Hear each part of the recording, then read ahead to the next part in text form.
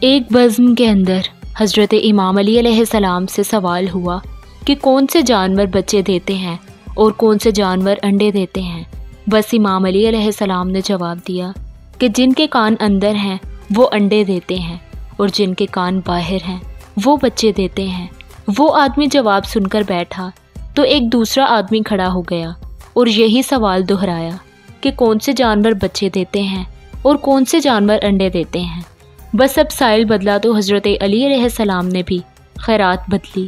چونکہ حضرت علی علیہ السلام کبھی بھی سائل کو پرانی خیرات نہیں دیتے تھے، اس لیے آپ کا جواب بھی بدلا۔ حضرت علی علیہ السلام نے جواب دیا کہ سن، جو اپنے بچوں کو دودھ پلاتے ہیں وہ بچے دیتے ہیں، اور جو اپنے بچوں کو غذا یعنی دانہ کھلاتے ہیں وہ انڈے دیتے ہیں۔ بس دوسرا آدمی جواب سن کر بیٹھا تو ایک تیسرا آدمی کھڑا ہو گیا اور یہی سوال دہرایا کہ کون سے جانور بچے دیتے ہیں اور کون سے جانور انڈے دیتے ہیں۔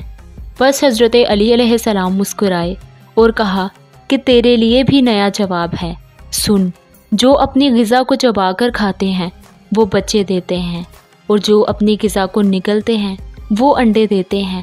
مجمع پر حیرانی چھائی اور ہر کوئی خاموش ہو گیا۔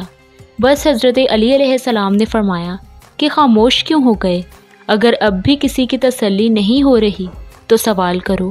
میں ابو طالب کا بیٹا علی تمہیں قیامت تک دعوت دیتا ہوں کہ تم یہی سوال دہراتے رہو اور میں ہر دفعہ تمہیں ایک نیا جواب دیتا رہوں۔